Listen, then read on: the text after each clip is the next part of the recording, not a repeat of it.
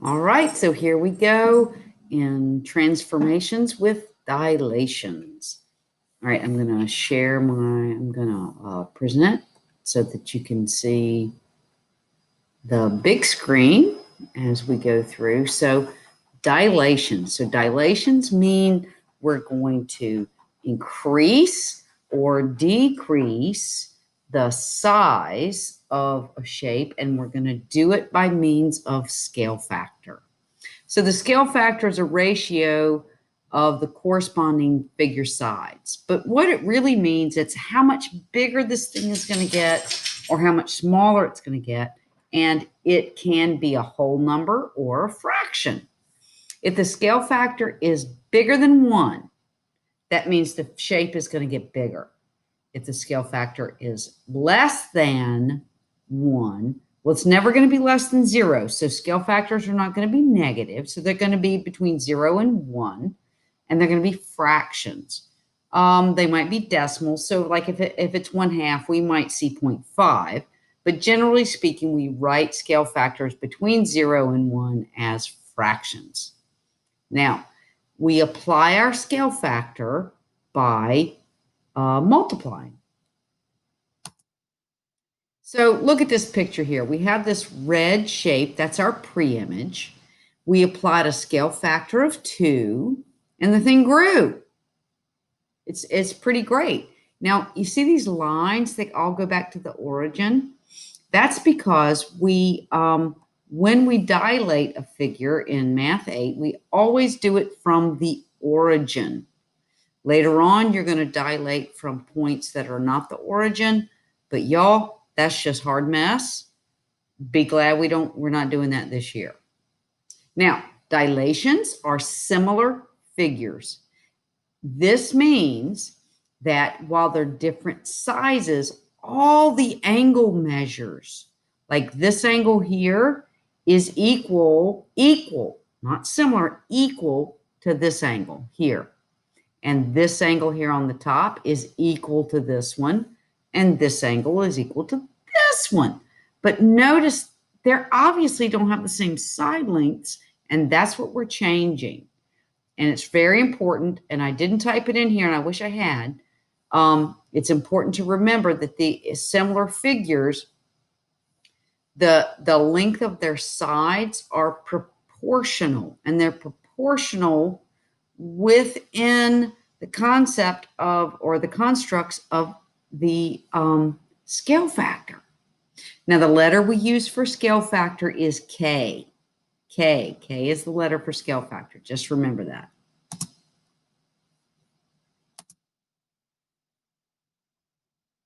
Okay. Whoops. I think I messed up. Give me a minute. I got to go back here. I'm going to go down here and come here. Yes, we're in a good place. We're going to keep presenting. Sorry about that. Don't want to stop the video. All right. When we dilate in the coordinate plane, we multiply the coordinates by the scale factor K to get the new coordinates. So look at this. The scale factor of 2, 3 becomes 4, 6. Well, 2 times 2 is 4, and 2 times 3 is 6. Again, the scale factor is 2. And notice 3, 1 becomes 6, 2, and 1, 1 becomes 2, 2. Each number of the coordinates we multiply by 2. This is the notation we use to indicate that we're doing a dilation with scale factor 2. All right, that's important down there. Now, dilations can be reductions like this, or they can be enlargements like this. It all depends upon our scale factor. And look at this problem here. Now I'm going to go into writing mode. So we have this table here. It's a silly kind of thing. It's like, okay, so we have a potion like Alice in Wonderland had, where she drank the potion and she got bigger, and she drank it and she got smaller. Well, here's the starting height of somebody who's drinking a potion. They have a scale factor of 1/2. And so they drink it, and then we multiply their height 60 inches by 1/2, and we end up at 30 inches, and that person did a shrink. So if you're 64 inches, I've got my handy dandy calculator here.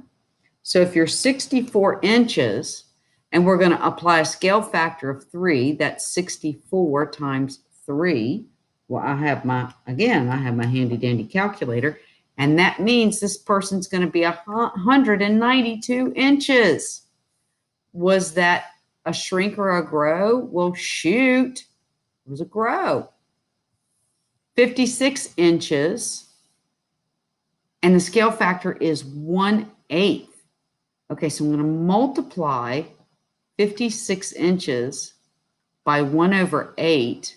Well, folks, when we multiply by a fraction, it's the same as dividing. So I'm going to, in my calculator, I'm going to do 56 divided by 8. And I'm going to come up with 7 inches. Well, that was a shrink. Cool. Life is okay. So that's what we do each time. We apply the scale factor by multiplying. Oops, got to go out. Now here is the scale factor of A, B, C to D, E, F is 2. So now we've got a shape, and we're looking at the actual sides.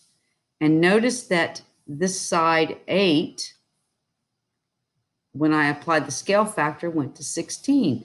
I literally went 8 times 2 because that's the scale factor, and I get 16.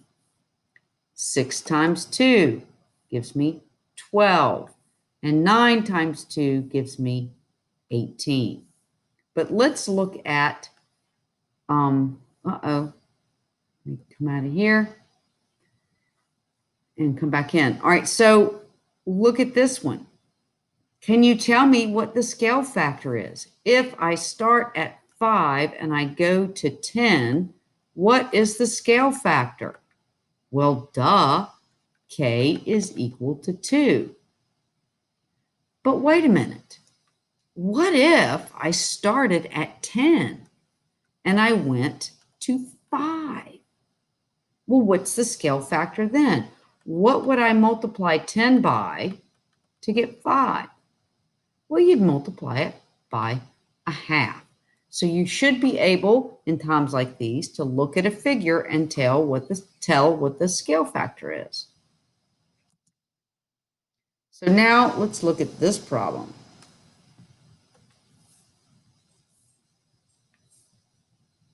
All right. So I have a rectangle that is 15 inches by 35 inches, and I'm going to apply a scale factor of 2/5. Well, 2/5 is smaller than 1. So that tells me what? It tells me that I'm going to be shrinking. I'm going to reduce this. So I will say 15 times 2/5. Well, let's do the fraction math. Remember, we can, whoops, let me make this so you can see it better. 2/5. Remember, we multiply fractions. I can reduce. And that means what used to be 15 inches is now 6 inches by what? Well, let's take the 35 and multiply that by the scale factor of 2/5.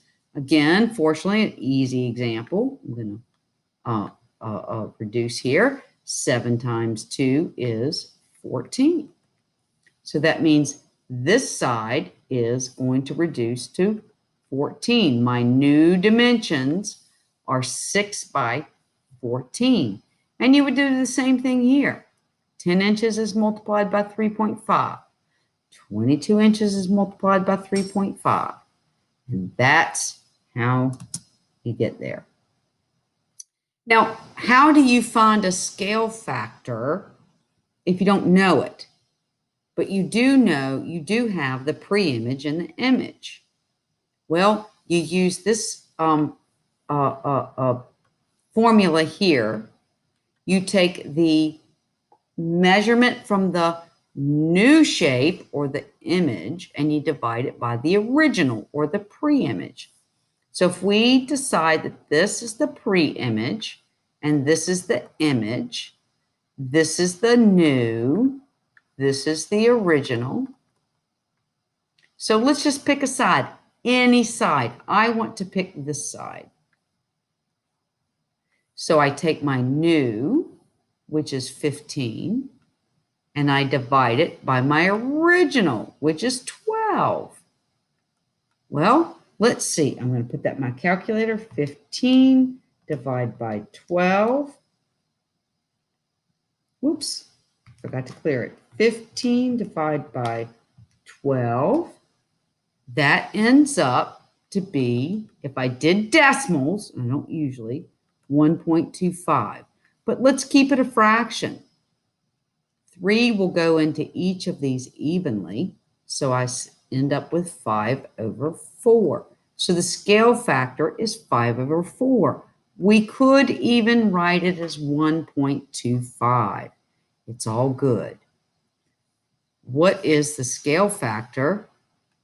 Once again, I did that. So what is the scale factor of this one? If this is the pre-image and this is the image, this is the new, this is the original. Well, remember, I need a fraction. Pick a number. Let's just do the 8, smaller number. 8's the new, that goes here. The original is 12. Let's reduce that first as a fraction. Divide both sides, both the top and the bottom, by 4. I end up with 2/3. You could also write this as 0.6 repeat, but I really like the fraction here. So that's how you find the scale factor. So, going back up, that is how you do dilations. Dilations is the easiest of all the transformations. The first 3 we did were the rigid transformations, and with those we created congruent figures. It's only with dilation that when we shrink or we grow, we increase, we create not a congruent figure, but a similar one. I hope this helps you go forward in your practice exercises. Have a great day. And I'm going to figure this out.